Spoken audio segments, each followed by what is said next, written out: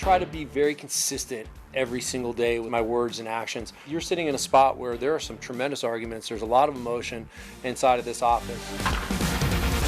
Is there a low moment that quietly changed how you lead the team? Yeah, for sure. God, it's fairly emotional for me to talk about.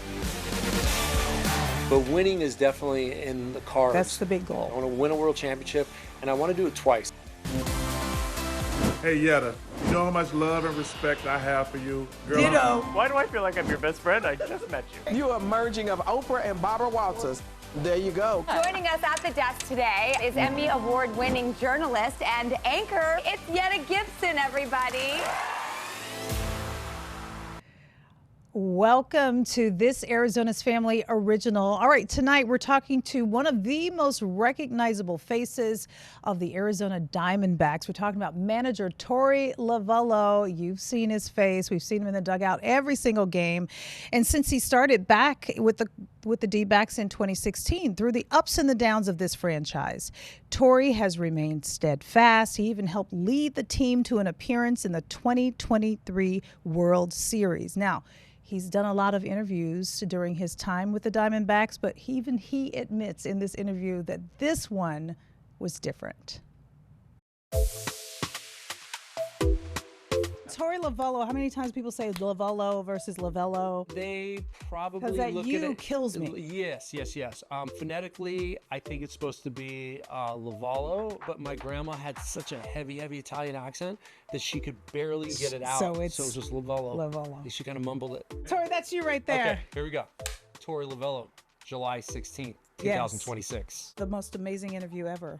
I feel it. Let's do this. Yes. Thank you for giving us the chance to talk and giving us a little love. It's always good to connect. Yeah, it is always great to connect, and that's what we're going to do today. Yeah, good. Torey Lovullo, born in California, a baseball star at UCLA, who became a pro for the Detroit Tigers, the Yankees, Angels, Mariners, Athletics, Guardians, and Phillies. Here in Arizona, we've known him for years as the mostly mild-mannered manager for the D-backs. When you are not manager Torey Lovullo, who are you? Dad, husband, friend, and I have a very normal life. You all say that. Is right? it really? Yeah. There's no way you can walk into Target and be normal. That's a really good question. I'll give you some props on that because we aren't normal, but we try to normalize it. Okay. We search That's hard fair. for those times to just be, what I described. And I love being a husband, I love being a father, and I love being a friend more than anything. And baseball doesn't give us a lot of opportunity to do that 24/7. They're long days, but I love being a dad. Yeah. I love being a partner and just a normal dude. I love to hear it. Yeah. So I hear you are a mean picture hanger. Yeah, you can see all these photos in here. I hung them all. I'm very proud of you. It's very, level. There's nothing in here that's crooked. It's very feng shui too. There's good energy in Good here. job. I definitely feel it. Yeah. I call it OCD. I don't want to make light of that because I definitely have a little piece of that inside of me. So everything's kind of lined up and got the right spacing. I just want to be able to have visitors in here and they ask questions about different people, how you met them. And there's a story that goes along with every one of these photos. It looks like there's a lot of stories in here. As a news anchor, every time they show you, this is a true story. Yeah. And I told you a little bit before the camera started rolling, I'm like, Torey has so much swag. Does anybody realize that?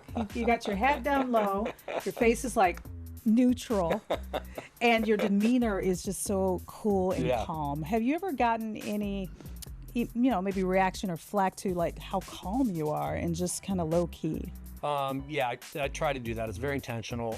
I had managers that I played for that would throw the phones off the wall and they would go crazy and I would see that and I would get kind of amplified. I'd get a little out of my own space and I didn't like it so much. So I always thought it would be great to have a manager that just was playing it cool, didn't show the hand, the other dugouts watching.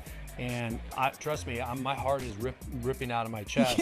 Things are pounding really, really fast. Yeah. But yeah, I try to be very consistent every single day with my actions, my words and actions. Now, I come in here, like you're sitting in a spot where there are some tremendous arguments. There's a lot of emotion inside of this office. You know, that's where my case sits right there. Okay. I'll sit right there when we're having one-on-one conversations, and, you know, we go at it. Loud? Yeah. Like if I walked by the office, I'd be like, ooh, what's the tea in there? Yeah, I've heard players will walk by and they'll be like, hey, is everything okay? And they're like, we go at it a little bit, but at the end of it, we wrap it up and we say, this is for the betterment of the team. Business. This is what we do, and let's go out there and make good things happen. But yeah, I think overall, I live a very stressful life, and I try to funnel that and just slowly decompress when I'm supposed to. I love it. And what about the swag part? Were you just born with it? Swag. You're the swagmeister. I appreciate that. I think I have one cool collection. It might be my shoes. Other than that, come on. I don't know. Those maybe are cool too. This is part of the swag. This is what I'm talking about. These are so sick. These are those are sick. sick. Yeah. I'm just a jeans and t-shirt type of guy. Throw the hat on. That's swag. I think I Torey. can pull it off. Torey, it's swag. I appreciate that. Say it. I got swag. That's right. I got swag. Just own it. Own it. Is there still a lesson maybe from your childhood that sticks to you to this day? In this position that you're in any past positions that you've been in? That one childhood lesson that you learned? Yeah. My mom, after every game, whether I had a good or a bad game, she always asked me if I had fun and did you do your best. Yes.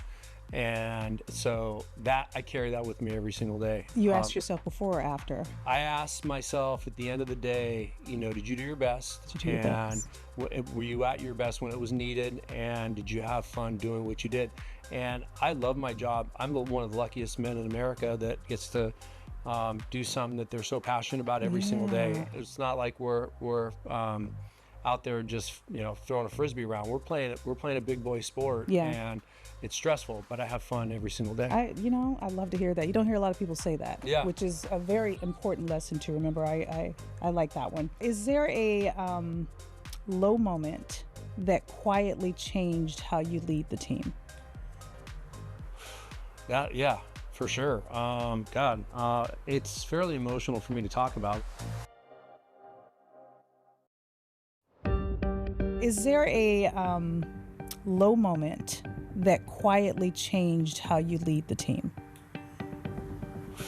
Yeah, for sure.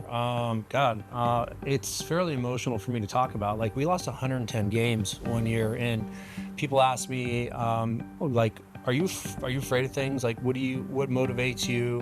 What are you fearful of? Losing 110 games was dark. It was a very dark time. So that year, I pulled a lot of life lessons, pulled them forward. I wrote a note down, and I have it on my desk still. It said, remember your purpose and the path forward. And that was about the last month of the season in 2021. I came in and I just read that and looked at it every single day, because there were really, really dark moments here. I should have been fired. Who survives their job? Thank goodness Ken Kendrick and Derek trusted me enough to say, okay, we'll bring you back. And I'm grateful. You talk about loyalty and faith, they had it. And that was really important to me. And it was humbling, I bet. Well, yeah, it was a dose of humble pie, because in my career, you know, you take off and things start going and you do a good job and your team goes to the playoffs, right? It was like, we're talking about behind that desk, head down, tears, walking out, tears, like leaving late. Like, it was really, really dark. And you know what's funny? I have a lot of the words written down in there, but afterwards, my wife suggested just write down the words of how you're feeling. It might make you feel better. So I did.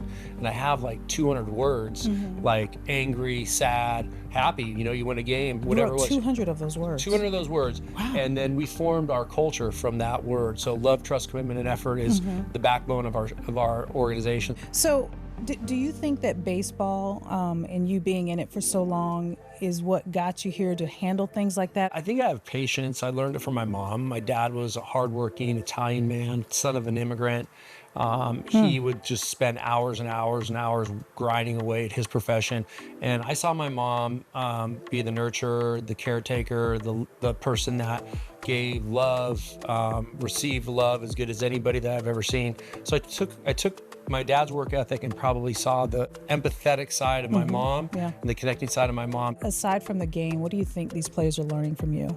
How to be a good person and a good man. I raise baseball players, right? And I teach them baseball, but I want to raise young men the right way. Wow. And one of my mentors was John Wooden. You have all this John Wooden stuff up here. He said, if you ever are in a leadership position, you got to remember that you are raising young men to be better young men.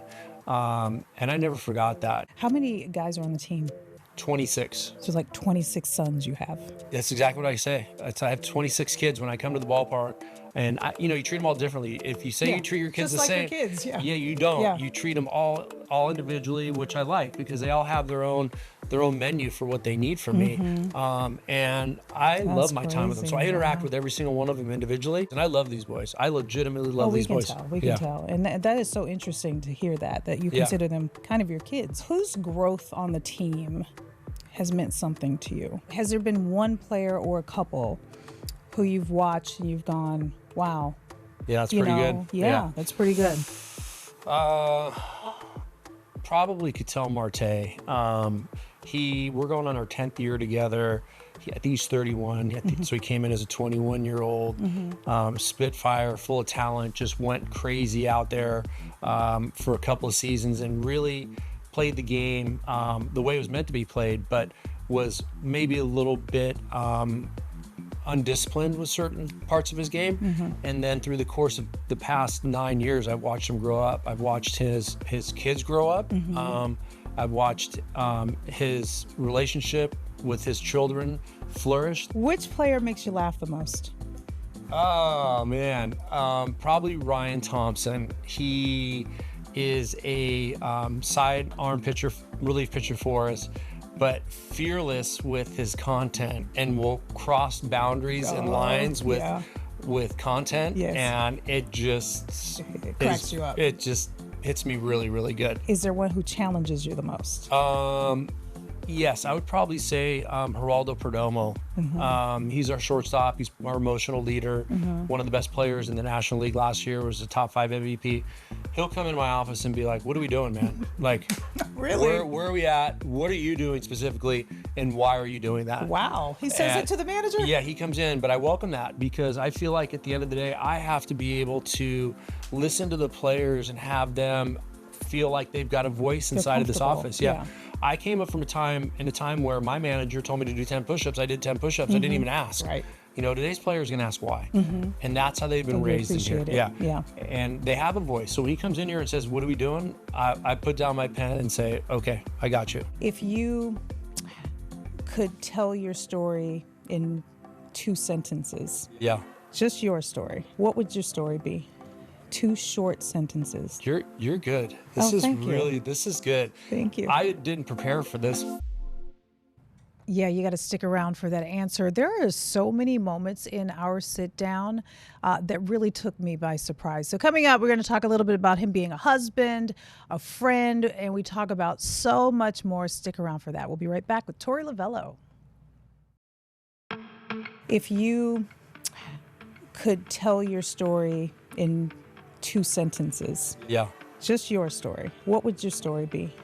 2 short sentences. You're good. This is good. Thank you. I didn't prepare for this question. I was trying to think about giving you some really heartfelt answers. So yeah, you got it. My story, that I was a manager, a leader, a teacher who did it with his heart and with genuine intentions for whoever he touched. Okay, well, you're getting me now. Like, what are you doing? What are you even doing? I appreciate it. Wow.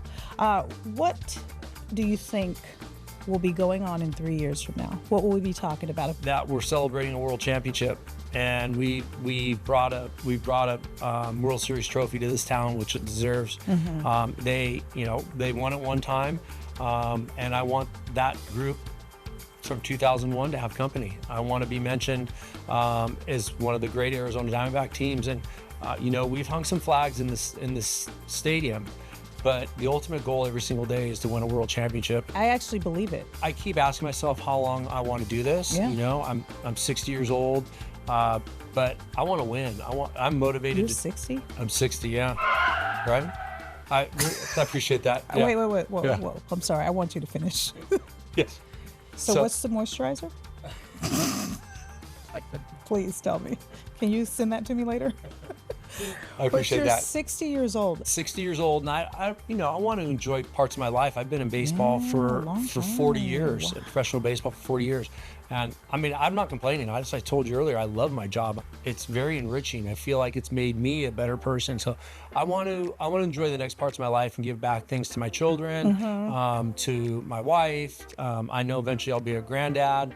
And I just want to be able to have that time. So, but winning is definitely in the cards. That's the big goal. That's what I want to do. I want to win a world championship, and I want to do it twice. I want to, at least twice. I don't want to just say we got lucky. I want to validate it by doing it a couple times. Yeah, I got to do it a couple times. Yeah. So how long will you wait until that happens? Well, I told my wife that at 50, which was 10 years ago, that I probably wouldn't do this for 20 more years. Okay, so we are now entering that halfway next point. You know, you talk about your wife a lot. Are you like most husbands where you don't put the toilet seat down? And does your wife get after you about regular husband stuff, or are you just perfect? Tell the truth, because she's watching. Okay, I have two older sisters that You look so guilty. I know. And I have two older sisters that told me at a very young age, will you please start putting the toilet seat down? So I probably learned around 9 or 10 how important it was to put the toilet seat down. So I don't just put the toilet seat down, I put the top down too. Oh, thank you. You know? Yes, so you were trained. Thank you to the sisters. Yeah. Yes. Are you proud of yourself? Ooh, you scratched your neck. Yeah. Torey. I am. You know, I don't like talking about myself very much, you know, and it's hard for me to put into words why, but I am proud of myself. I am proud of the effort and the way that I've come to do my job every single day. I'm proud as a husband. Did you think you would be this great? Oh, you're very sweet. I had dreams of doing something special in this lifetime. My mom had asked me what I wanted to do when I was a kid, and I said, I want to be a professional baseball player. And she said, well, you know, like 1% of the population can be a baseball player, 1 in a million. And I said, okay. So I said, well, I'm gonna be the best player in this community. She said, well, if you do that, promise me, A, you won't change, and B, you get an education. So I feel like I ended up graduating from college, but I'm proud that I haven't changed. I'm proud that I've stuck to my morals and my values that I was learning from very, very special parents that taught me who I was and what was important every single day. Torey also gets motivation from his best friend who lives in California. He wears this bracelet for him. My best friend here in this world is a friend that I've had since first grade, and he's battling stage 4 leiomyosarcoma. So that's why I wear this yellow band. A lot of people ask me, like, what do you wear these bands for? So this is his color, cancer color, but he's been fighting the fight for about 4 years now, 5 years, and he's really inspiring. I have bad days. He knows it. He sends me these texts, and I'm like, I have health. Like, what greater gift is there? And you're fighting your fight, and so he knows how to steer me in the right direction. Yeah, and I thought so with your friend. Thank you. Appreciate that. Yeah. Back to Torey's little-known talents. Picture hanging is just one. I love woodworking. I love measurements. My mind works in math, equations. What have you made? Made at home. One was a sliding wooden barn door, a massive barn door. It took me about 2 weeks from start to finish. Wow. Not a lot of people know that I play the piano. My mom told me to take piano lessons, and I wouldn't regret it. So I played until I was about 12 years old. Do you have one at home? We have a beautiful piano at home too, yeah. So you're at home playing piano sometimes? Every once in a while I'll sit down and just rip away at it. And I can play riffs more than anything. I'll just give you little things like, and just as you get into the rhythm of like, you know, when you're not strong. And then I'll be your friend. And you're done. And then, and blah, blah, blah, blah. And it falls apart from there. Yes, yeah, yes. you know how it is. It's a good voice, by the way. Thank I'm not you. mad at you. You keep in pretty good shape as well. I saw your workout. You were kind of doing the Chase Fields version of the Rocky steps. Yeah. Do you do that every day, every game? I do. It's 72 steps. 72 steps. Yeah. It's tough. Do you work out to music? Yeah. What's your song? It can't be Lean on Me. That's not a good workout song. No, it's not. Yeah. Definitely not. The group here, if they ask you what song I get going for, it's Miley Cyrus, Party in the USA. Oh my gosh, are you serious? Yeah. So watching them, I could go watch me listen to that song. A million different places with this. Party in the USA. Okay. Yeah. Hey, it's a bop. It's a bop. It is. Is there a small family ritual that you have to do that keeps you steady? Is there anything that you do before you get here? Before I get here, no. I'll usually make phone calls when I'm coming into the ballpark, and I'll talk to everybody. You know, my wife, my kids, my mom, and then the last thing I do before I go out to the field, I have a send-off text to my wife. So it's the last thing. It's my last conscious thought before I go into baseball mode. I'll send her the same exact text, the same exact words. Every single time. Are you gonna tell me what it is? Yeah, heading out, babe. I love my Chrissy. So. Oh, that's so sweet. Yeah. And that's the thing. That's the thing. I loved that conversation. Torey Lovullo, you're awesome. All right, so if you're a D-backs fan, as you know, there are a lot of games still left. The season's still going. They're doing pretty well right now. But D-backs, we are cheering you on. Go get that championship. We are rooting for you, of course. Thank you so much for joining me on this Arizona's Family Original. We'll see you back real soon. A phrase that you say that annoys your friends.